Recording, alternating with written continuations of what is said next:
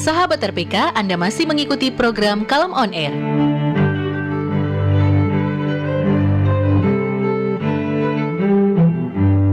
Shalom, sahabat RPK. Selamat malam, bertemu kembali kita dalam acara Kalem On Air. Malam ini saya siaran sendiri. Ya, saya mau menyapa sahabat RPK yang monitor melalui radio, melalui YouTube. Saya sampaikan bahwa selama pembelajaran, sahabat RPK bisa mengirimkan SMS atau WhatsApp, komentar atau pertanyaan di 0815 1800 444. 0815 1800 444, dan nanti 15 menit terakhir kita buka telepon interaktif di 021 8000 444. Dan juga sahabat RPK selama pembelajaran yang monitor melalui YouTube streaming, kami persilakan kirim pertanyaan atau komentar melalui kolom live chat, nanti akan muncul di layar dan kami akan bahasnya. Baik, kalau minggu lalu kita sudah bahas mengenai setia dalam hal kecil, dan malam ini ada permintaan ya, akhirnya kami akan membahas malam ini menghalau pikiran negatif. Ya, kenapa kami pilih topik ini? Karena banyak sekali kita lihat orang mendapat masalah yang cukup besar hanya karena pikiran negatif, baik itu masalahnya sampai keluar atau menjadi beban pikirannya sendiri. Nah, menghalau pikiran negatif ini, firman Tuhan kita ambil dari Filipi 4 ayat 8. Filipi 4 ayat 8, firman Tuhan demikian. Jadi akhirnya saudara-saudara, semua yang benar, semua yang mulia, semua yang adil, semua yang suci, semua yang manis, semua yang sedap didengar, semua yang disebut kebajikan dan patut dipuji, pikirkanlah semuanya itu. Nah, ini dari Filipi 4 ayat 8. Apa kaitannya nats Alkitab ini dengan pembelajaran kita malam ini, yaitu menghalau pikiran negatif. Ya. Kita semua sadar bahwa mau nggak mau, ya, sering pikiran negatif menghigapi pikiran kita. Ya, walaupun kita nggak mau, tapi tetap ada. Yang contoh paling sederhana, contoh paling gampang, ketika kita jalan di suatu lorong yang gelap, kemudian ada suara aneh, pasti pikiran negatif kita nggak mungkin berpikir, itu paling suara kaleng, atau suara cicak, atau suara apa. Kita pasti berpikir macam-macam. Apakah ini perampok sedang mengintai kita, atau bahkan karena waktu kecil diajarin yang nggak benar, sehingga berpikir, wah ini jangan-jangan hantu, jangan-jangan setan. Nah, itu pikiran-pikiran negatif yang sering ada dalam pikiran kita. Dan juga bahkan ketika kita berteman dengan seseorang yang mungkin latar belakangnya kurang baik, mungkinlah dia mantan pencuri atau keluar dari penjara, kemudian dia di rumah kita, lalu dia karena mencari sesuatu, mungkin dia cuma mencari tisu, dia mengendap-endap tanpa bilang, dia jalan ke dapur atau ke ruang makan, pasti pikiran kita macam-macam. Wah, ini orang jangan-jangan mau mencuri. Nah, ini semua terbentuk ada sebabnya. Kita belajar malam ini bagaimana pikiran negatif itu terbentuk, dan tentunya bagaimana kita bisa menghalaunya. Pikiran negatif ini sudah banyak menimbulkan masalah dalam kehidupan kita sehari-hari ya, baik itu di gereja, baik itu di rumah tangga, baik itu dalam pekerjaan, dan dalam banyak hal. Ya. Lalu apa untungnya kita punya pikiran negatif? Saya yakin semua sahabat TPK tahu bahwa lebih banyak ruginya. Ya. Saya meneliti bahwa kebanyakan pertengkaran atau permusuhan yang terjadi, ya, karena tersinggung. Ya, tersinggung pasti. Kalau nggak tersinggung nggak akan marah, nggak akan terjadi pertengkaran. Dan tersinggung kebanyakan karena salah sangka. Nah, ini dia. Orang tersinggung kebanyakan itu karena salah sangka. Salah sangka karena apa? Karena pikiran negatif. Pikiran negatif yang dibiarkan. Sehingga pikiran negatif biasanya kalau dibiarkan itu nggak mungkin berhenti sampai di situ. Dia akan berkembang seperti bola salju, sehingga pada akhirnya kita tidak mampu lagi untuk mencegahnya, dan kita bukan mengendalikan pikiran kita, tapi pada waktunya itu, saat itu pikiran kita yang mengendalikan kita. Sehingga apa yang kita buat akan di luar kendali kita. Mungkin kita akan marah, atau kita akan membentak, atau melakukan sesuatu yang melempar, atau apapun itu ya. Tapi lucunya, setelah kita sadar ternyata itu salah sangka, kita harus minta maaf. Dan apa yang terjadi, kita akan malu sendiri. Dari kebanyakan kemarahan yang saya tumpahkan ketika muda dulu, ketika belum rumah tangga, suka berantem di jalan, atau berkelahi dengan orang, saya teliti ya, ternyata kebanyakan itu karena salah sangka. Karena pikiran negatif. Ketika ada orang yang mungkin tanpa sengaja menyenggol kita, mungkin dia tersandung atau apa, kita pikir orang ini cari gara-gara. Nah, kalau kita sering di jalanan ya, di jalanan, pernah sekali waktu saya diserempet orang. Kemudian saya kejar, karena dulu masih suka emosi ya, saya kejar, ini orang sudah nyerempet, kok malah kabur gitu. bukannya gimana kayak mengganti atau paling nggak mengatakan maaf lah. Nah, pada waktu itu, maaf itu sesuatu yang penting. Ya. Jadi kayaknya kalau orang minta maaf udah beres. Ya. Jadi saya kejar orangnya. Akhirnya dapat. Ketika di lampu merah dapat, saya tanya, kenapa Anda menyenggol mobil saya? Kenapa? Bukan, saya tanya, kenapa kabur? Loh, kabur, kenapa Pak? Katanya. Rupanya dia nggak sadar dia menyenggol kaca spionnya, menyenggol mobil saya gitu. Dia nggak sadar. Tapi begitu saya bilang, ayo kita lihat ini, senggol. Dia minta maaf. Jadi saya marah-marah karena dia tuh nggak sadar dia menyenggol. Tapi di pikiran saya ini orang sudah nyenggol sengaja mau kabur, nggak bertanggung jawab. Nah, pikiran-pikiran negatif seperti ini telah banyak menuntun saya dan mungkin kita semua sahabat TPK ya, kepada persoalan-persoalan yang sebetulnya nggak perlu. Tapi itu terjadi dalam kehidupan kita. Ya. Nah, ujung-ujungnya apa? Malu sendiri, kita sudah marah dengan dahsyat karena menuduh orang itu tidak peduli atau mau kabur. Ternyata dia nggak tahu, dia nggak sadar bahwa dia melakukan kesalahan. Dan setelah dia sadar, dia minta maaf. Bahkan dia bilang, ya udah kalau perlu diperbaiki, oke, berapa biayanya saya ganti. Akhirnya apa? Kita jadi malu sendiri. Akhirnya apa yang saya bilang? Oh ya udah nggak apa-apa. Saya pikir tadi Bapak nabrak sengaja kabur. Akhirnya, enggak Pak, enggak, saya nggak sadar. Nah, jadi itu yang terjadi. Sehingga saya melihat ketika kita membiarkan pikiran negatif atau salah sangka itu berkembang, kita akan rugi dua kali. Pertama, kita hilang damai sejahtera. Yang kedua, kita malu karena kita salah sangka. Ini sering terjadi pasti pada kita semua ya. Nah ini yang harus kita pelajari malam ini. Kita lihat, kita salah sangka dan kita punya pikiran negatif, akhirnya kita malu, kita minta maaf. Tapi ada juga orang yang sudah punya pikiran negatif, tapi nggak tahu malu gitu ya. Sudah. Jadi saya pernah cerita ya, ada dulu teman saya yang mungkin dia punya pemikiran dengan bahwa saya itu siaran di RPK mau cari viewer, mau cari popularitas gitu. Karena biasanya kan orang kalau di YouTube itu kan subscribe, orang suruh subscribe, kemudian pencet belnya, like, subscribe, share. Nah, kami di RPK, kami tidak pernah melakukan itu karena ya, kami siaran ini tujuannya bukan cari subscriber, bukan cari popularitas, tapi untuk mengabarkan Injil. Sehingga ketika saya siaran, dan itu masuk di YouTube, dulu awalnya enggak di RPK ya, kita siaran, kita dapat rekamannya, tapi tidak ada rekaman masuk ke YouTube. Tapi sekarang, dari beberapa tahun yang lalu ya, mungkin 3 tahun yang lalu ya, itu sudah masuk ke YouTube, 2 atau 3 tahun yang lalu. Nah, teman saya berpikir, ini sahabat saya nih, dia pikir saya cari popularitas. Ketika apa yang saya ajarkan, apa yang saya sampaikan firman Tuhan, misalnya firman Tuhan mengatakan ke kiri, dia langsung setelah siaran dia bikin video pendek dengan dia pakai topeng, dia bilang, itu Pak Salomo ngajar ke kiri salah, sebenarnya harus ke kanan karena bla bla bla bla. Itu di posting setelah siaran selesai dan di-share ke grup-grup kita. Jadi saya bilang, ini orang, aduh, kenapa begitu ya? Nah ini bagian dari orang-orang yang mempunyai pikiran negatif. Ya, karena pikiran negatif dipikir kami itu siaran untuk cari popularitas, padahal enggak. Ya. Nah, kalau kita mempunyai pikiran negatif, ujung-ujungnya kita akan melakukan sesuatu yang memalukan. Dan kalau kita cukup berjiwa besar, kita akan minta maaf. Ya memang nggak enak kita minta maaf karena salah sangka. Kalau kita memang nggak sengaja injak kaki orang, kita minta maaf, itu masih enak.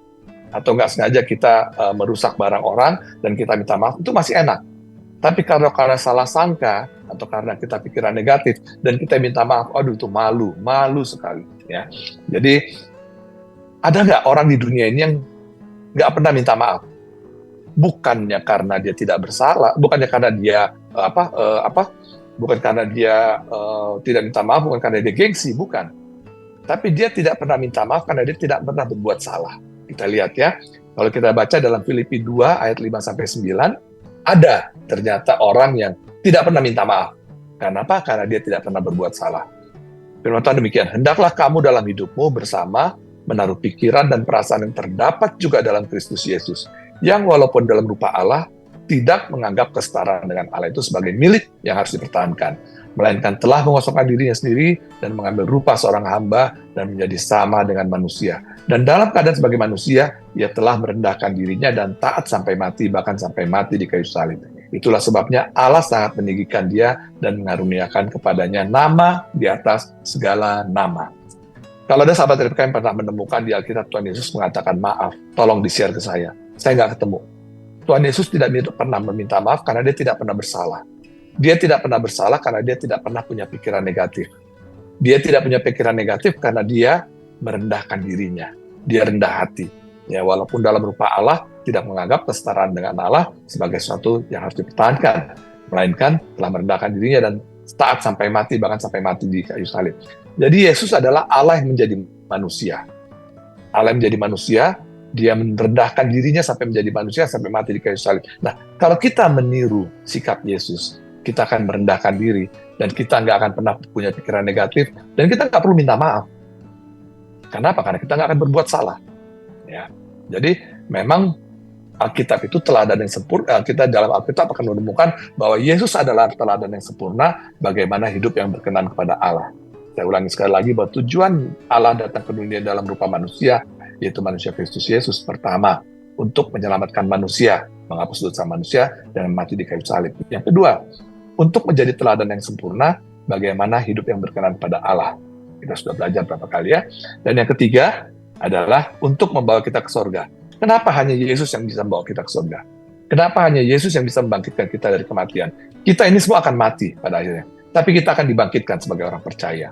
Nah, kenapa Yesus bisa membangkitkan orang mati? Karena dia juga sudah bangkit, sudah mengalahkan kematian. Dan kenapa dia bisa membawa kita ke surga? Dan itu bukan sesuatu yang semoga atau insya Allah atau yang mudah-mudahan, tapi sesuatu yang pasti. Karena Yesus datang dari surga. Dia datang dari surga, dia tahu jalan ke surga. Kalau nabi-nabi lain yang mengatakan menunjukkan jalan ke surga, dia yang menunjukkan. Tapi dia belum tahu persis bagaimana jalan ke surga karena dia belum pernah ke surga. Hanya Yesus yang datang dari surga, sehingga dia pasti bisa membawa kita ke surga. Jadi salah satu tujuan Allah datang ke dunia yang berupa manusia, yaitu untuk menjadi teladan yang sempurna bagaimana hidup berkenan kepada Allah. Jadi kita mengambil teladan dari Alkitab, kita mengambil ayat-ayat dari Alkitab, bagaimana caranya kita bisa menghalau pikiran negatif. Sebelum sampai ke situ, kita harus belajar dulu, apa itu pikiran negatif? Pikiran negatif adalah pikiran buruk, ya, dugaan atau kekhawatiran yang sebetulnya kecil kemungkinan terjadinya. Tetapi dalam pikiran kita itu sesuatu yang besar. Ya, kita dengar seperti suatu kali saya pernah di malam hari saya dengar suara tung berapa kali.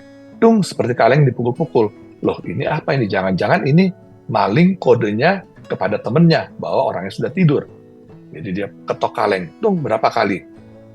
Akhirnya saya penasaran, saya keluar, saya cari. Kok ini udah saya bilang, saya pura-pura batuk, tetap bunyi dia. Tung, tung.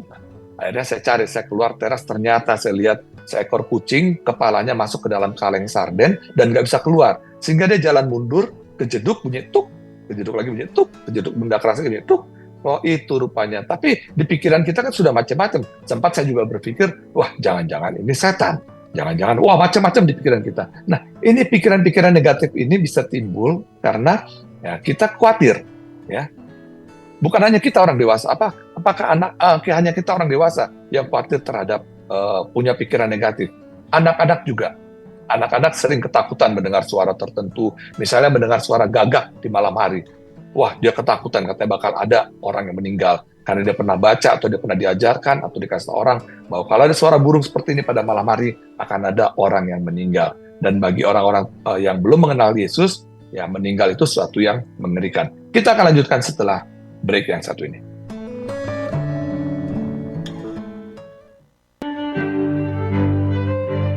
Sahabat RPK, Anda masih mengikuti program Kalem On Air.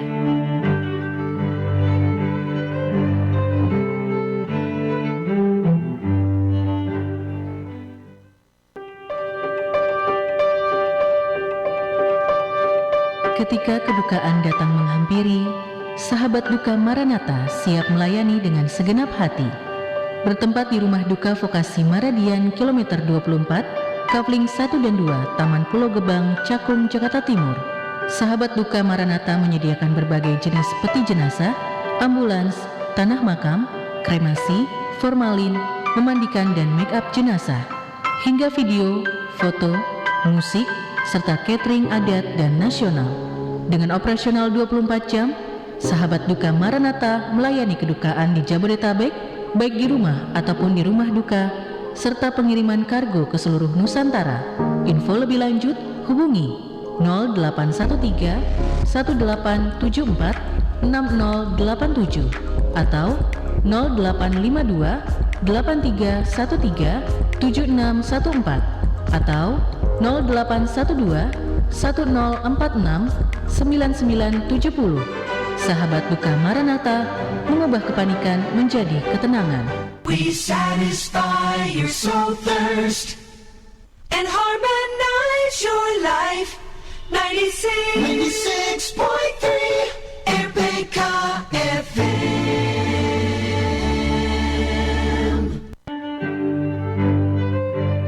Sahabat RPK, Anda masih mengikuti program Kalem On Air.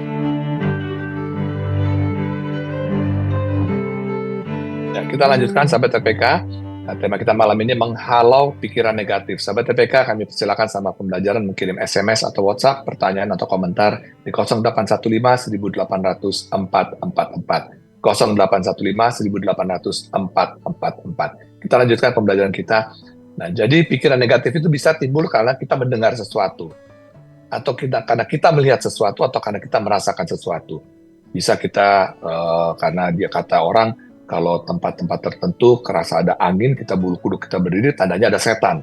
Nah, seperti itu karena kita merasakan angin semilir, lalu kita merinding bulu kuduk kita, oh ini pasti ada setan datang ke sini. Nah, ini pikiran-pikiran negatif ini bukan timbul begitu saja.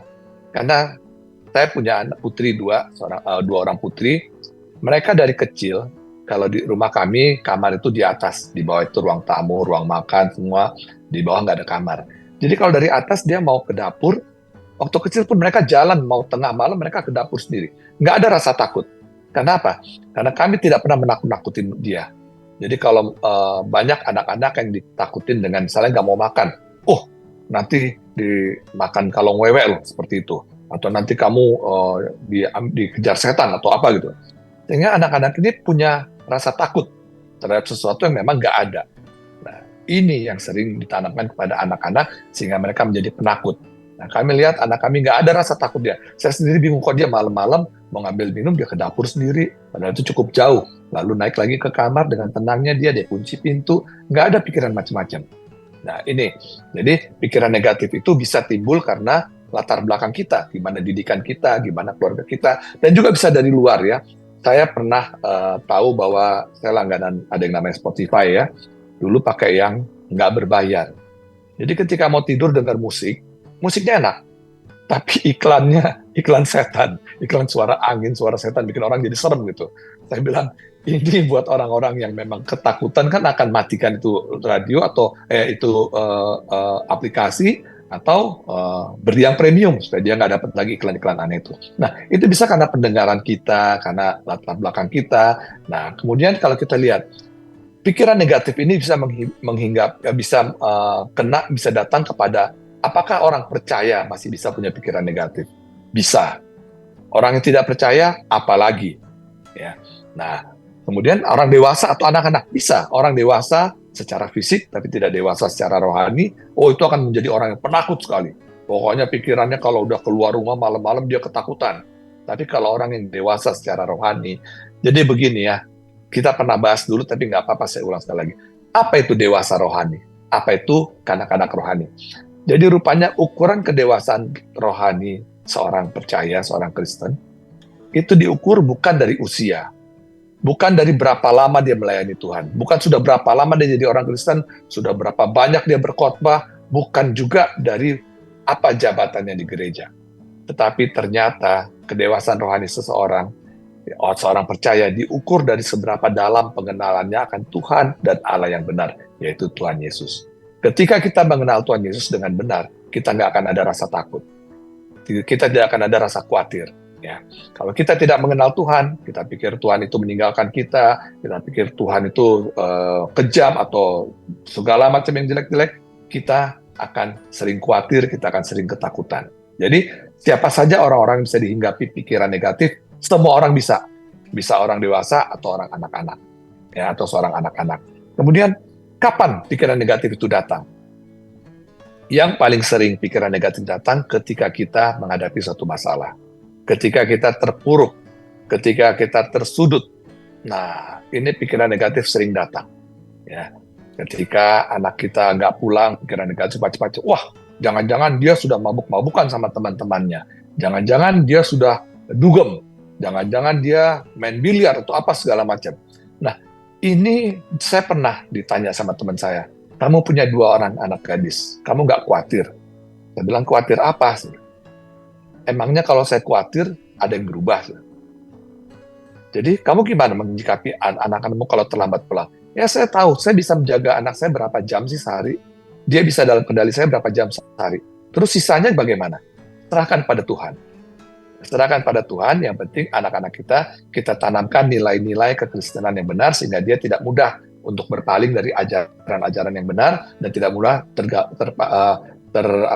terpapar oleh pergaulan-pergaulan tidak baik. Dan yang kedua, sering kita bawa dalam doa dan adakan mesbah keluarga. Nah, ini sejauh ini saya lihat bisa menanamkan rasa berani kepada anak-anak saya ketika mereka di tempat gelap, ketika mereka melihat segala sesuatu. Karena anak saya yang besar kan kuliah di Depok ya, di UI. Nah, itu kadang-kadang dia suka tugas sampai malam. Kadang-kadang dia tugas tempat kos temannya. Nah, dia harus jalan ke tempat kos temannya. Itu saya tahu, karena saya juga ada kuliah di UI. Kalau nyebrang rel itu ada gang, itu memang kalau malam nggak begitu terang. Tapi ya, itu semua kan harus dijalani. Nah, anak-anak ini tidak merasa takut, karena dari kecil mereka tidak pernah ditakutin. Tidak pernah ditakut-takutin dengan ada setan atau ada apa yang lain sebagainya. Nah, jadi biasanya pikiran negatif itu timbul pada saat keadaan yang tidak baik atau keadaan yang mengkhawatirkan buat dirinya. Ya. Apakah pikiran negatif bisa timbul kepada orang yang sedang sukses? Oh bisa.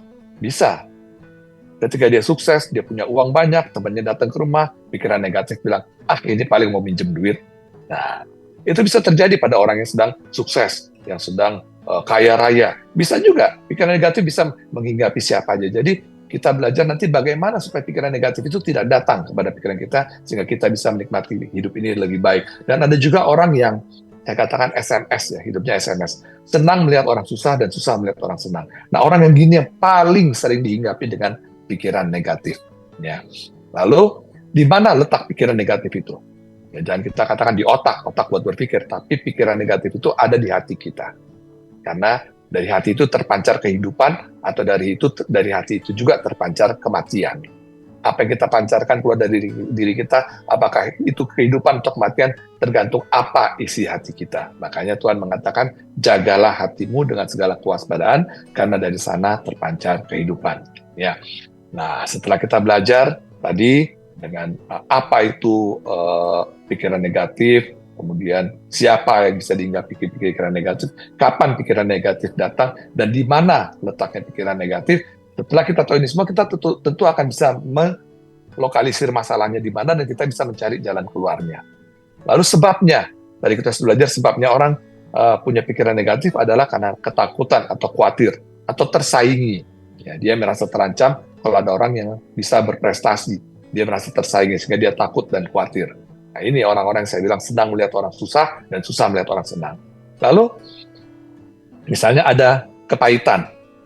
Dia punya teman yang pernah mencuri, katakan mencuri buku dia. Kemudian ketemu lagi, dia mungkin akan berpikir, ini orang pasti mau mencuri lagi. Atau orang yang pernah menyakiti dia. Jangan ketakutan untuk bergaul orang, wah nanti menyakiti lagi. Padahal orang kan bisa berubah. Tapi kepahitan yang dialami pada masa lalu itu bisa membuat dia menjadi berpikiran negatif terhadap orang tersebut atau terhadap keadaan tertentu. Ya, kita juga sering melihat suatu keadaan yang pernah membuat kita trauma akan membuat kita merasa berpikiran negatif kalau masuk pada keadaan yang mirip seperti itu. Lalu pikiran negatif juga bisa karena kesombongan, memandang rendah kepada orang lain. Ya. Kita pernah dengar cerita bahwa ada seorang anak miskin yang dia memang nggak punya apa-apa. Sekali waktu dia ketok-ketok ke rumah orang, dia dipikir ramai punya rumah, mau minta makanan atau mau minta uang. Ternyata enggak, dia membagikan lilin karena dia dengar mau akan ada badai sehingga lampu mungkin listrik akan dimatikan. Nah, itulah, jadi karena dia sudah pikiran ini gembel, pasti anak gembel ini pasti ke rumah mau minta makanan atau jangan-jangan mau mencuri. Nah, itu karena kesombongan. Dan yang juga sering pikiran negatif timbul karena asumsi, paranoid. Nah, asumsi ini dibangun oleh orang yang bersangkutan. Dia menganggap suatu keadaan tidak adil. Ya, tidak adil, lalu dia bangun dalam dirinya bahwa ini ketidakadilan karena kesewenang-wenangan, karena kesombongan orang lain. Padahal nggak begitu. Adil ini kan relatif ya. keadilan absolut itu tidak bisa berlaku. Saya sudah katakan bahwa keadilan absolut itu kalau ada semangkok bakso dan satu porsi steak, lalu antara saya dengan teman saya orang bule, orang Inggris katakan itu ya. Kalau keadilan absolut, orang Inggrisnya dapat setengah bakso dan setengah porsi steak. Saya juga dapat setengah bakso dan setengah porsi steak. Padahal saya tuh suka banget bakso ya, saya suka makanan Indonesia. Tapi kalau keadilan itu yang relatif, yang keadilan yang sebenarnya, yang bisa memberi manfaat yang maksimal kepada masing-masing pihak, lebih baik saya dikasih satu porsi bakso, si bule dapat satu porsi steak. Ya, itu lebih baik. Dia akan merasakan kenikmatan yang maksimal dengan makan steak, saya akan merasakan kenikmatan maksimal dengan makan bakso. Atau paling gampang adalah nasi gudeg dengan steak. Orang yang nggak biasa, nggak makan nasi, dikasih steak, dia masih belum makan rasanya. Harus ada nasi. Sementara nggak pernah saya dengar steak pakai nasi. Paling banyak pakai mashed potato atau pakai french fries. Jadi lebih baik saya dikasih nasi gudeg, orang Indonesia dikasih nasi gudeg, yang orang bulenya dikasih steaknya. Daripada setengah nasi gudeg buat orang Indonesia ditambah setengah steak, dan orang bulenya dapat setengah porsi steak tambah setengah nasi gudeg. Itu tidak akan memberikan kepuasan yang maksimal kepada keduanya. Jadi asumsi-asumsi ini sering dibangun oleh orang, dia merasa diperlakukan tidak adil. Ya, karena keadilan itu tidak mungkin bisa membuat senang semua orang. Seorang pencuri ketangkap, maunya si pencuri, dia dibebaskan. Tapi maunya orang, dia dihukum. Supaya apa? Supaya tidak mengulangi perbuatan, supaya kapok. Nah, ini keadilan ini kan tidak bisa atas maunya seseorang. Tidak bersifat subjektif. Tapi keadilan itu harus bersifat menyeluruh. Ketika dikatakan tidak adil yang bagaimana? Orang sudah diadakan pemilihan yang begitu adilnya, dan mayoritas orang memilih pemimpin yang A, jangan pemimpin yang mengidolakan pemimpin mengatakan, oh ini tidak adil, ada kecurangan. Sudah jelas mutlak yang menang yang A. Nah ini kita persiapkan ketika kita menghadapi pilkada serentak nanti ya. Kita berdoa. Setelah kita berdoa, siapapun yang menang, kita harus percaya bahwa itu jawaban Tuhan atas doa kita. Jangan langsung kita ikut-ikutan. Oh itu curang. Nggak mungkin. Orang kelihatannya jagoan saya yang menang, tapi kenapa yang sana yang menang? Nah, ini pikiran-pikiran ini semua lahir dari asumsi atau paranoid. Ya. Asumsi itu bisa lahir karena apa yang kita baca, apa yang kita tonton, apa yang kita lihat. Zaman sekarang kan banyak orang menambah pengetahuannya dengan medsos, dari YouTube, dari Google. Nah, itu semua akan membentuk apa yang ada di pikirannya. Lalu ada juga orang yang punya pikiran negatif, bukannya dihalau, tapi di-share. Di-share. Gosip itu dia tahu ada hoax, malah dia bagi-bagikan ke orang. Nah, karena dia pengen orang tahu dia yang pertama. Ada gosip tentang seseorang, dia nggak peduli benar atau salah, langsung dia share. Dia share. Atau hujatan-hujatan, langsung dia bagikan ke orang-orang. Karena dia merasa, oh ini orang memang nggak benar gitu. Nah, ini seperti ini yang adalah pikiran-pikiran negatif yang sebetulnya harus dihalau, tapi malah dibagi-bagikan. Mazmur 1 ayat 1 mengatakan, berbahagialah orang yang tidak berjalan menurut nasihat orang fasik, yang tidak berdiri di jalan orang berdosa, dan yang tidak duduk dalam kumpulan pencemooh. Nah ini, orang-orang yang suka mencemooh ini, kalau kita duduk di kumpulan pencemooh, kita pasti akan ikut juga mencemooh, men-share hoax, men-share gosip, dan men-share hujatan. Kita akan lanjutkan setelah break yang satu ini.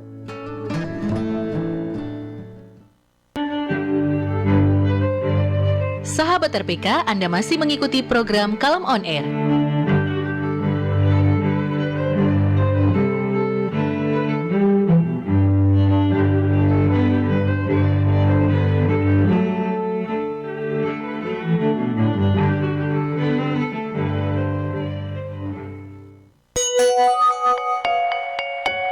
Jam di studio kami menunjukkan pukul 20 lebih 30 menit waktu Indonesia Barat. Pemirsa, saat ini saya akan menguji kejujuran melalui suatu resep baru kepada seorang pembohong kelas kakap. Iya, silahkan.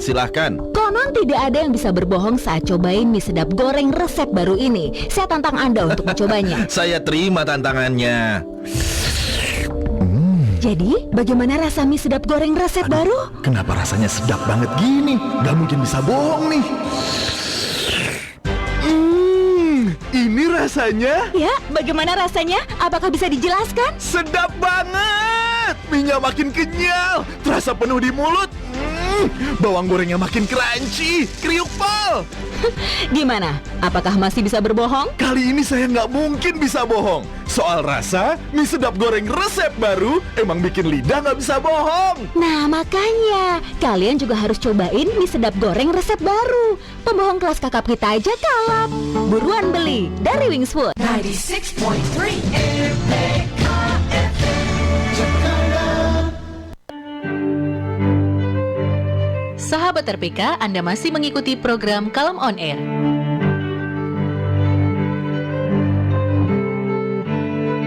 Ya, sahabat RPK, kita lanjutkan pembelajaran kita. Sampaikan sekali lagi sahabat RPK yang mau kirim SMS atau WhatsApp, kami persilakan selama pembelajaran di 0815 1800 444 0815 1800 444, dan juga yang menyaksikan melalui YouTube streaming, kami silakan kirim melalui kolom live chat ya. Nah, tema kita malam ini menghalau pikiran negatif. Kita sudah belajar pendekatan yang saya pakai untuk menganalisa ini menghalau pikiran negatif. Itu pendekatan yang sangat umum, yaitu 5W 1H. Who, what, when, where, why. 5W dan 1H, bagaimana. How, ya. How, kenapa? Kenapa ya? Why tadi bagaimana, udah kita belajar. What, who, what, when, where, why. Dan sekarang bagaimana. Kalau sudah bicara bagaimana, ini kita bicara bagaimana menghalau pikiran negatif. Nah, kenapa harus dihalau? Itu pertanyaan. Kenapa pikiran negatif harus dihalau? Kadang-kadang buat pergaulan, pikiran negatif itu bisa jadi salah satu cara untuk menarik teman. Tapi teman yang dapat adalah teman-teman yang sama-sama berpikiran negatif. Orang bergosip tentang seseorang, mengatakan negatif tentang seseorang. Ketemu orang yang nggak suka dengan orang itu akan cocok ngobrolnya, bisa lama, bisa panjang. Itu kalau apalagi mau ngomongin yang negatif tentang lawannya, itu akan semangat dan akan jadi obrolan yang panjang. Kenapa harus dihalau pikiran negatif ini? Pertama, Tuhan mengatakan bahwa kita adalah terang dunia. Kita setuju bahwa ketika kita membicarakan jeleknya orang, menggosipin orang, kita tidak menjadi terang, tapi kita malah membuat gelap dunia ini. Kita adalah terang dunia dalam Matius 5 ayat 14. Kamu adalah terang dunia, kata Tuhan Yesus. Kota yang terletak di atas gunung tidak mungkin tersembunyi. Kita adalah terang dunia. Kenapa Tuhan mengambil perumpamaan terang dunia? Ya, karena terang itu gini. Ketika dalam suatu yang gelap gulita ya. Saya ingat dulu ketika saya pramuka, ya, ada yang namanya jurit malam. Jadi jurit malam itu kita disuruh berjalan di hutan atau kebun atau apapun itu, tempat yang gelap yang nggak ada lampu. Kemudian kadang-kadang lewat kuburan. Di tengah kuburan satu nisan ada lilin. Di lilin itu ada soal yang harus kita kerjakan. Jadi kita harus ke situ kerjakan soal. Nanti di ujung sana ada senter yang kedip-kedip, kita harus menuju ke sana, serahkan jawaban soal itu. Nah, lilin ini di tengah kuburan kelihatan. Lilin itu berapa besar sih sinarnya? Tapi karena di tengah kegelapan dia kelihatan. Dia mencolok. Tapi kalau kita siang-siang terus kita coba cari sesuatu yang gelap, misalnya di balik tas kita intip. Ya, itu gelap itu tidak bisa mengalahkan terang.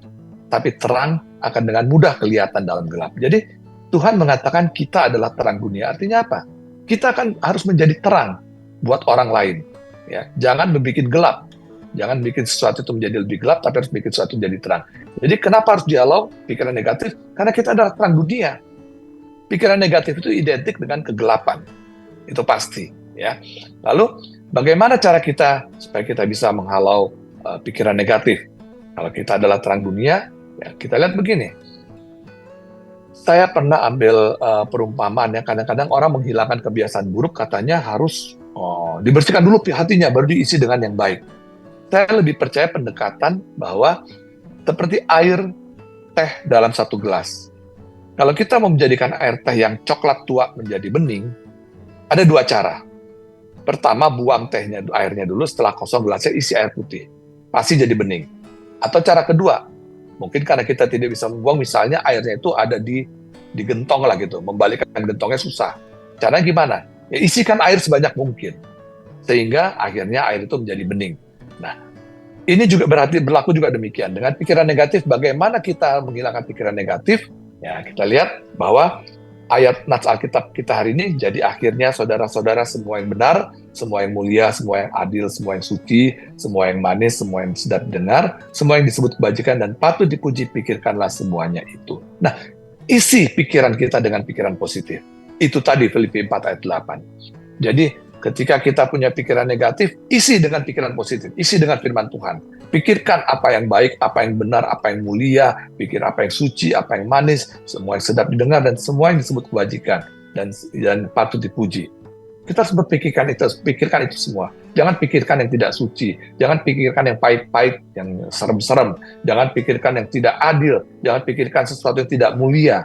Nah, itu kita harus isi pikiran kita dengan Filipi 4 ayat 8, sehingga pikiran-pikiran negatif itu lambat laun akan hilang. Seperti sebuah gelas berisi teh, ya kita nggak usah buang. Misalnya kita nggak bisa, kalau bisa sih buang tehnya lebih bagus. Kita nggak bisa buang tehnya karena gelas itu sudah terpaku di meja, jadi terpaku, dia tidak bisa kita buang. Yang salah satunya ambil air putih lebih banyak, isi ke gelas itu isi terus sampai akhirnya airnya menjadi bening. Ya. Lalu yang berikutnya, bagaimana cara kita menghalau pikiran negatif? Kita harus percaya penyertaan Tuhan. Karena banyak orang ketika terpuruk dia mengatakan, waduh, saya sedang dicobai Tuhan, Tuhan meninggalkan saya. Apakah benar Tuhan pernah meninggalkan kita? Ibrani 13 ayat 5, sebetulnya ada beberapa ayat, tapi yang saya paling suka ayat ini ya. Janganlah kamu menjadi hamba uang dan cukupkanlah dirimu dengan apa yang ada padamu. Karena Allah telah berfirman, aku sekali-kali tidak akan membiarkan engkau dan aku sekali-kali tidak akan meninggalkan engkau. Tuhan Yesus mengatakan demikian. Bahkan sebelum Tuhan Yesus naik ke surga, janjinya kepada kita dalam Matius 28 ayat 20, aku menyertai kamu senantiasa sampai kepada akhir zaman. Kalau sekarang belum akhir zaman, Tuhan Yesus menyertai kita. Dalam rupa apa? Dalam rupa Roh Kudus. Jadi Roh Kudus adalah Roh Yesus. Yesus dalam rupa Roh yang menyertai kita, yang disebut dengan Immanuel. Dia berjanji menyertai kita senantiasa sampai kepada akhir zaman. Nah, jadi Tuhan tidak pernah meninggalkan kita.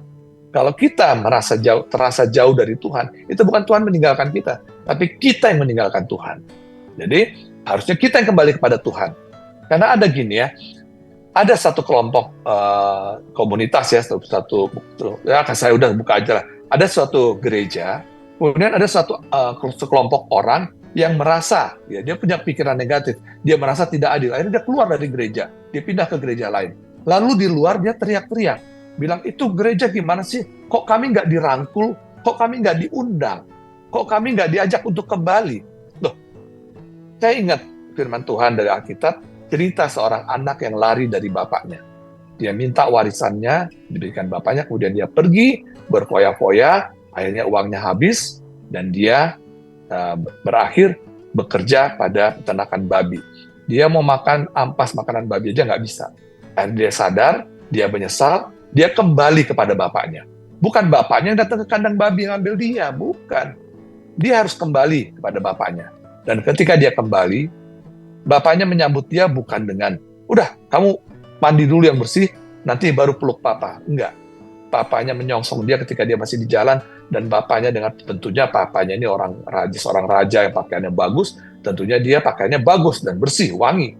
Dia peluk anaknya yang tentunya bau babi ya, karena dari kandang babi. Dia peluk anaknya, dia berikan cincin. Artinya apa? Anak itu harus kembali, bukan bapaknya yang cari-cari dia. Ya, ini beda konsepnya dengan Allah mencari orang berdosa. Tapi ketika kita meninggalkan Tuhan, kita harus kembali kepada Tuhan. Tuhan dulu sudah datang mencari kita. Nah, sekarang kita tugasnya mencari Tuhan. Ketika kita jauh dari Tuhan, cari Tuhan. Karena Tuhan tidak pernah membiarkan kita dan sekali-sekali tidak akan meninggalkan kita. Kalau kita jauh, itu kita yang sedang meninggalkan Tuhan. Jadi, kita harus kembali. Jangan bilang, loh, itu gimana sih kok yang banyak bukannya merangkul kita, mengajak kita. Terus saya bilang, kamu yang meninggalkan gereja, kamu harus kembali. Bukannya orang untuk bujuk kamu. Kamu kembali. Kalau udah sadar ya kembali. Jadi, kita harus percaya penyertaan Tuhan, sehingga kita tidak punya pikiran negatif.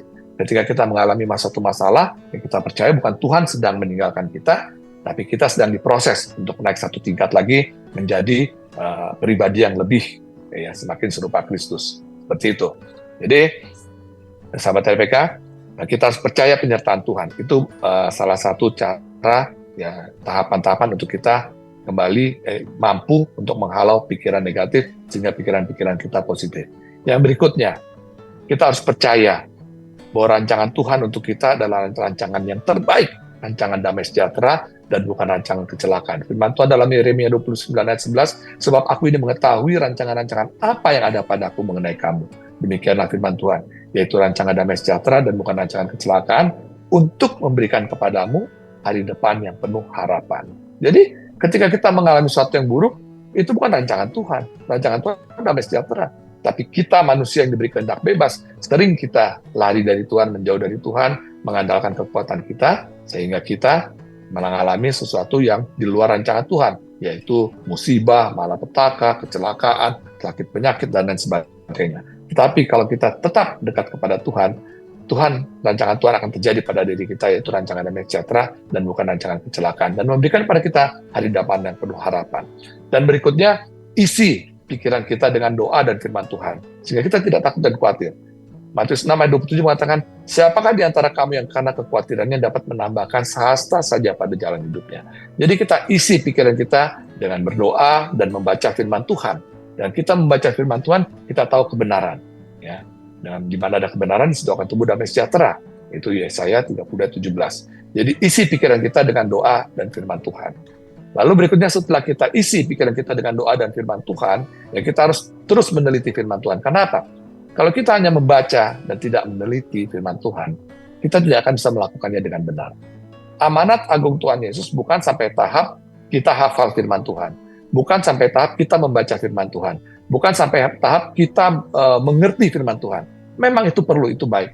Tapi amanat agung Tuhan Yesus mengatakan, pergilah, jadikan segala bangsa muridku, baptislah mereka, ajarlah mereka melakukan. Jadi, kita harus sampai tahap melakukan firman Tuhan. Bukan sampai tahap mengerti aja, tapi harus sampai tahap bisa melakukan firman Tuhan. Tentunya, untuk bisa melakukan firman Tuhan dengan benar, kita harus mengerti. Kita harus tahu, kita harus baca Alkitab, dan ketika kita tidak mengerti firman Tuhan, kita berdoa, minta tuntunan Roh Kudus, sehingga kita bisa mengerti isi hati Tuhan yang ada di Alkitab. Jadi, isi pikiran kita dengan doa dan firman Tuhan, itu juga, sehingga kita tidak takut dan khawatir. Iman kita bertumbuh dan kita tidak takut. Pernah saya bahas sekali waktu dalam, saya lupa tanggal berapa ya, udah lama sih, mungkin 1-2 tahun yang lalu, bahwa iman dan khawatir atau takut itu seperti satu garis. Misalnya satu garis ini sepanjangnya 10 cm ya. Kalau iman kita cuma 1 cm, yang 9 cm itu adalah khawatir atau takut. Kalau iman kita 3 cm, yang 7 cm takut. Berarti iman kita lebih kecil, cuma 30%, 70% ketakutan. Kalau iman kita 50%, ya 50% ketakutan atau khawatir. Tapi ketika iman kita 90%, kita khawatir cuma 10%. Ya. Dan kalau iman kita sudah penuh, kita nggak akan ada rasa takut, nggak ada rasa khawatir. Itu, jadi seperti suatu garis kita melihat. Jadi ketika kita ketakutan, kita khawatir, kita sadar, oh ternyata khawatir saya lebih besar daripada iman saya. Nah itu harus kita terus, iman bertumbuh iman timbul dari pendengaran firman Tuhan. Nah kemudian bertumbuhnya bagaimana? Iman bertumbuh dalam pembacaan kitab suci dan dalam penganiayaan dan pembacaan kitab suci. Itu 2 Timotius 3 ayat 10. Ya, di situ jelas dikatakan bahwa iman bertumbuh dari dalam penganiayaan dan dalam pembacaan kitab suci. Judul perikop dalam 2 Timotius 3 ayat 10. Kita akan lanjutkan setelah break yang satunya.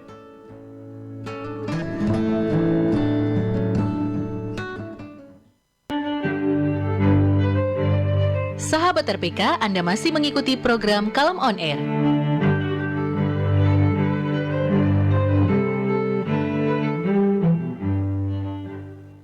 Kakak, adek, lagi seru main game ya? Iya mah, tapi lapar ya kak. Nah, kalau lapar, Soyami time dulu yuk. Ada yang baru nih. Wah, yang baru, mau dong. Baru, Soyami gelas rasa kari ayam. Wah, rasa kari ayam, kesukaanku nih. Mau.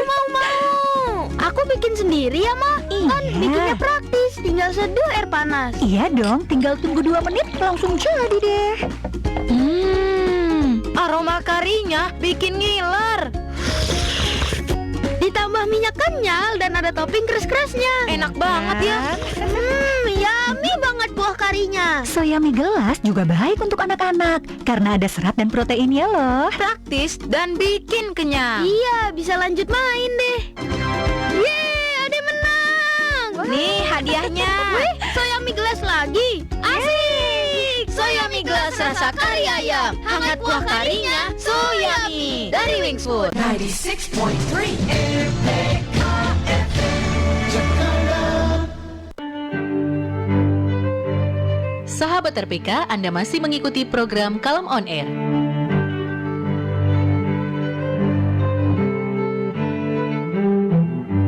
Ya, kita lanjutkan pembelajaran kita. Kita sampai pada 15 menit yang terakhir sambil kami bacakan kesimpulan.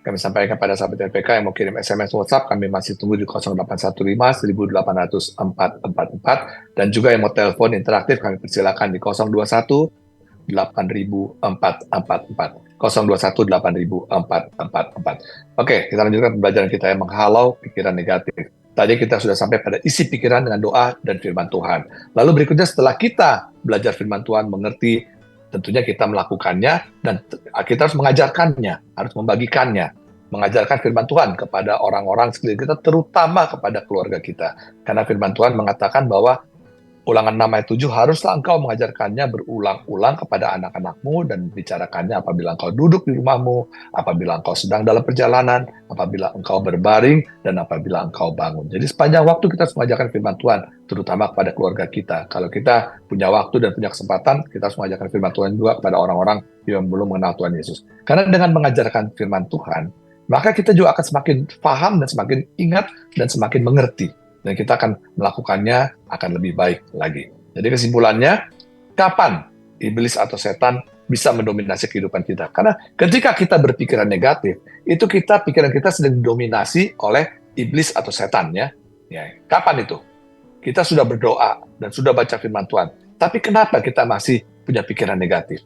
Nah, ternyata walaupun kita berdoa, kita baca firman Tuhan, kalau kita masih membiarkan, masih memberi masih membuka celah, memberi tempat kepada iblis untuk berkuasa dalam pikiran kita, itu artinya kita memberi makan iblis, dan dia akan semakin besar, dan dia tetap akan mengganggu, dan pikiran kita akan didominasi dengan iblis, sehingga kita akan mengalami pikiran-pikiran negatif yang menuntun kita kepada tindakan-tindakan negatif yang tidak perlu. Jadi kesimpulannya, kita harus menjaga hati. Jaga hati kita dengan kewaspadaan, karena dari situlah terpancar kehidupan. Itu dalam Amsal 4 ayat 23, yaitu menjaga hati dengan Filipi 4 ayat 8. Ya. Pikirkan semua yang mulia, semua yang adil, semua yang suci, semua yang benar, semua yang manis, semua yang sedap dengar, semua yang disebut kebajikan, dan yang patut puji. Pikirkan itu semua. Itu cara kita menjaga hati. Jangan biarkan pikiran kita memikirkan sesuatu yang tidak suci, seperti tadi saya katakan, atau yang bukan kebajikan, atau yang tidak patut dipuji. Ya. Itu. Lalu kita harus ingat, seperti tadi gelas yang saya kasih contoh itu, ya, pikiran kita itu ada kapasitasnya. Memang katanya kapasitas pikiran manusia itu tidak terbatas, tetapi ya kita harus ingat bahwa apa yang sering kita alami itu yang kita ingat. Bisa pikiran kita dikasih pengalaman sebanyak apapun bisa, tapi yang sering kita alami atau apalagi yang baru kita alami itu yang paling kita ingat. Ya. Sehingga isi pikiran kita dengan yang perlu, yang benar, dan yang penting. Roma 12 ayat 2 mengatakan, janganlah kamu menjadi serupa dengan dunia ini, tetapi berubahlah oleh pembaruan budimu, sehingga kamu dapat membedakan manakah kehendak Allah, apa yang baik, yang berkenan pada Allah, dan yang sempurna. Kalau kita mengisi pikiran kita dengan Filipi 4 ayat 8, maka kita akan tahu kehendak Allah, dan kita dapat memberikan yang baik, yang berkenan pada Allah, dan yang sempurna. Ya, itu kesimpulannya. Jadi untuk menghalau pikiran negatif, kita harus tetap kembali kepada firman Tuhan. Tidak ada cara lain. Ya, cara yang paling efektif adalah kembali kepada firman Tuhan. Karena Alkitab adalah satu-satunya kebenaran yang diilhamkan Allah kepada manusia. Ya, baik. Ini ada SMS WhatsApp yang masuk. Tetap kami tunggu ya, sambil telepon interaktif kami tunggu di 0218 Ini kami bacakan SMS WhatsApp yang sudah masuk ya. Pertama ini ada dari 0815 1198 sekian-sekian. Pak Nikolas Huta Barat. Wah, ini keren. Pak Nikolas Hutbar ya. Pak Nikolas Huta Barat, 52 tahun, tunanetra, Pasar Rebo, Jakarta Timur. Oh, ini pendengar yang setia ya. Selamat malam, shalom Pak Nikolas ya. Terima kasih sudah kirim WhatsApp. WhatsApp-nya berisi komentar saya. Orang yang tidak pernah bersyukur selalu memiliki pikiran negatif terhadap orang lain. Titik. Amin. Wah, luar biasa Pak Nikolas. Betul sekali. Orang yang tidak bersyukur, ya pasti dia akan komplain terus ya. Punya pikiran negatif terus. Makanya firman Tuhan mengatakan bersyukurlah senantiasa. In everything give thanks. Ya, terima kasih Pak Nikolas, Tuhan Yesus berkati ya. Jadi harus punya pikiran rasa syukur kepada Tuhan, sehingga kita bisa menghalau pikiran-pikiran negatif. Yang berikutnya ini ada dari Olga, ya. Dari 0813-8241 sekian-sekian. Kalau kita berdoa kepada siapa? Kepada Bapa, atau kepada Tuhan Yesus, atau kepada Roh Kudus? Bagaimana dengan Allah Tritunggal yang banyak disebutkan orang, tetapi tidak ada tertulis di dalam Alkitab? Ini saya akan jawab begini ya. Kalau pertanyaannya kepada siapa kita harus berdoa? Tentunya saya nggak berani ngarang-ngarang, saya nggak berani ikut doktrin siapa-siapa, tapi Alkitab mengatakan dalam Yohanes 14 ayat 14, kita harus berdoa kepada Tuhan Yesus dalam nama Tuhan Yesus. Saya bukakan ya, Yohanes 14 ayat 14. Firman Tuhan berkata bagaimana? Ini bukan karangan pendeta-pendeta atau siapa, tapi ini Tuhan Yesus sendiri yang berkata, jika kamu meminta sesuatu kepadaku, kata Tuhan Yesus ya, dalam namaku, dalam nama Yesus, aku akan melakukannya. Yang mengabulkan doa kita adalah Tuhan Yesus, bukan Tuhan yang lain. Ya, karena nama proper name of God, proper name dari Tuhan kita hanya Yesus. Proper name dari Allah kita adalah Yesus. Yang lainnya itu hanya predikat. El Shaddai, El Roy, El Gibor, El Elyon, Yopa Rafa, Yopa Jireh, Yopa Makades, terus anak Allah, Bapa, Roh Kudus, semua itu predikat sebutan, dan semuanya itu melembaga di dalam Yesus seperti sebagaimana tertulis dalam Kolose 1 ayat 19. Ya, dikatakan di situ Kolose 1 ayat 19 katakan karena seluruh kepenuhan Allah berkenan diam di dalam Dia, di dalam Yesus. Apapun yang mau kita sebut tentang Allah itu ada di dalam Yesus dan namanya hanya Yesus. Sehingga Yohanes 14 ayat 12, Yohanes 14 ayat 14 Tuhan Yesus sendiri mengatakan, kalau kamu minta sesuatu kepadaku, kepada Yesus, dalam namaku, dalam nama Yesus, maka aku akan melakukannya. Bolehkah kita berdoa kepada Bapa? Boleh. Selama dalam pikiran kita, Bapa itu adalah Yesus itu sendiri. Tapi ketika kita berpikir bahwa Bapa adalah pribadi yang lain dari Allah, bukan Yesus, nah itu udah nggak sesuai dengan Alkitab. Kalau Bapa bukan anak, betul, tapi Bapa bukan Yesus, saya jadi ragu. Enggak, karena Bapa itu adalah predikat untuk Allah yang roh itu ketika dia datang ke dunia dalam rupa manusia, yaitu manusia Kristus Yesus, dia memanggil Allah yang roh itu di surga dengan sebutan Bapa. Setelah dia naik ke surga, kembali kepada kealahan yang roh, dialah Bapa itu sendiri. Karena Yohanes 8 ayat 24 mengatakan, kalau kamu tidak percaya bahwa akulah dia, kamu akan mati dalam dosamu. Dan di ayat 27 dikatakan bahwa mereka tidak sadar bahwa Yesus sedang berbicara tentang Bapa. Jadi kalau kamu tidak percaya bahwa Yesus adalah Bapa, kamu akan mati dalam dosamu. Lalu pertanyaan kedua ini dari Ibu Olga, bagaimana dengan Allah Tritunggal yang banyak disebutkan orang tapi tidak ada tertulis di Alkitab? Betul, Ibu Olga. Ibu Olga rupanya sudah baca Alkitab ya, tapi zaman sekarang orang nggak perlu baca Kejadian sampai Wahyu untuk tahu bahwa kata Tritunggal tidak ada di Alkitab. Cukup dengan fasilitas search, kita akan temukan ternyata kata Tritunggal tidak ada di Alkitab. Saya melihat begini, Tritunggal adalah cara pemahaman teolog orang-orang zaman dulu, yaitu Tertullianus dan kawan-kawan, ada sebelumnya siapa, untuk yang coba memahami bagaimana Allah itu, hubungan Bapa, Anak, dan Roh Kudus. Terserah apapun itu pendapatnya, mau katanya ada 3 pribadi, 3 hipostasis, saya nggak peduli, tetapi selama dia percaya bahwa Tuhan kita adalah Yesus, satu-satunya Tuhan dan Allah yang benar, amin, Allah itu Esa. Sudah, kalau dia pakai istilah Tritunggal atau Trinitas atau apapun itu, saya nggak peduli. Saya hanya percaya pada apa yang ada tertulis di Alkitab. Jadi kalau tujuan kita berdoa kepada siapa? Kepada Tuhan Yesus dan dalam nama Yesus. Ya, kalau ada orang yang berdoa, Bapa yang kami sembah dalam nama Yesus, ya nggak apa-apa, boleh aja. Selama dia percaya bahwa Bapa itu adalah Yesus itu sendiri. Ketika dia sudah membayangkan ada 3 pribadi, satu Bapa yang orang yang tua, jenggotnya putih, kemudian ada Tuhan Yesus dengan muda, ganteng, jenggotnya juga belum putih, dan ada burung merpati. Nah, kalau itu sudah kacau. Karena Allah itu roh. Tidak seorang pun pernah melihat Allah. Yohanes 1 ayat 18 tidak seorang pun pernah melihat Allah. Yohanes 4 ayat 24 mengatakan Allah itu roh. Kita harus menyembahnya dalam roh dan kebenaran. Jadi roh itu tidak kelihatan. Jangan digambar sebagai orang tua. Allah yang roh itu sebagai orang tua. Tapi Yesus adalah Allah yang kelihatan. Allah yang datang dalam rupa manusia. Ibrani 1 ayat 3 mengatakan dia adalah gambar wujud Allah. Yesus adalah Allah yang kelihatan.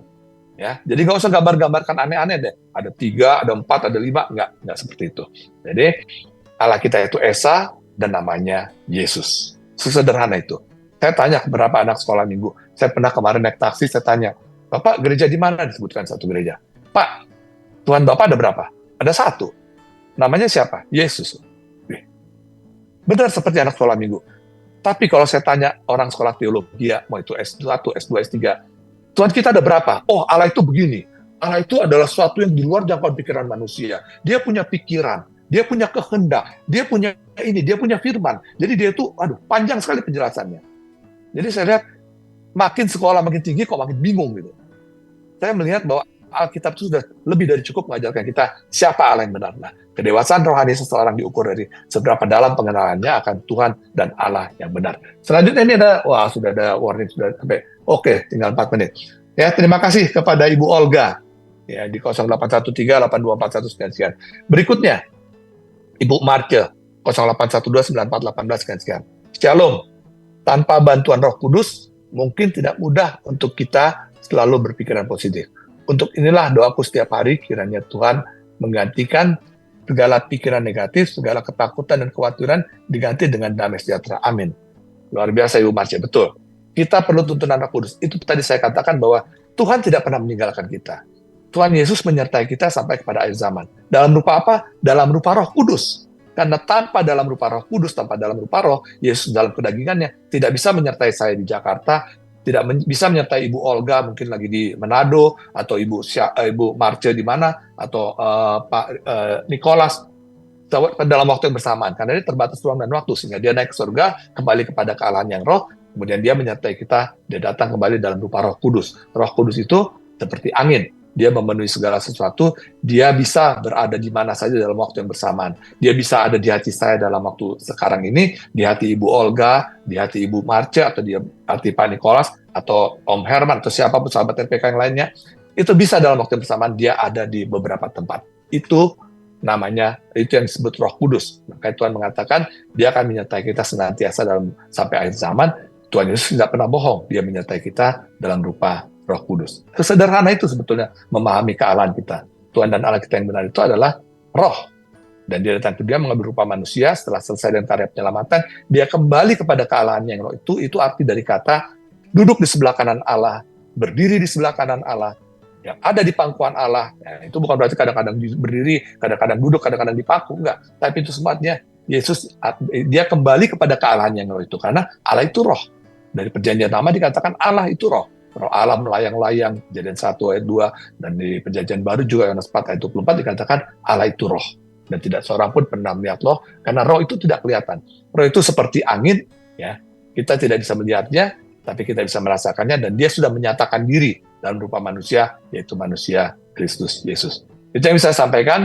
Jadi kalau kita mau menghalau pikiran negatif, kita harus bersandar pada Tuhan, kita harus senantiasa mengucap syukur, ya seperti kata Pak Nicholas, amin, dan juga seperti kata Ibu Marce, ya kita harus percaya penyertaan Roh Kudus, ya. Jadi Ibu Olga juga kalau berdoa, sudah jangan malu-malu Bu Olga, mulai dengan Tuhan Yesus, itu yang paling benar. Jangan Bapa yang kami sembah dalam nama Tuhan Yesus, jadi orang juga bingung. Tapi berdoa kepada Tuhan Yesus dalam nama Yesus. Karena Tuhan Yesus yang mengabulkan dosa kita. Karena Tuhan Yesus yang menghapus dosa kita. Tuhan Yesus yang mengampuni dosa kita. Tuhan Yesus yang punya kerajaan, kekuasaan, dan kemuliaan. Dalam doa Bapa kami, karena Engkau punya kerajaan dan kekuasaan dan kemuliaan, dan itu semua milik Yesus. Yang bisa mengampuni dosa adalah Yesus. Berarti Bapa itu adalah Yesus itu sendiri. Jadi nggak usah kita muter-muterlah dengan teologi-teologi yang bikin bingung. Kita kembali kepada apa yang ada tertulis di Alkitab, karena Alkitab tidak ada salahnya. Baik, akhirnya sampai pada penghujung acara, kita bertemu kembali minggu depan dalam acara yang sama, Kalam On Air, di Radio RPK FM 9630, setiap Kamis malam jam 8 sampai jam 9, di radio kesayangan kita. Sampai bertemu minggu depan dalam acara yang sama, Tuhan Yesus memberkati kita semua. Shalom.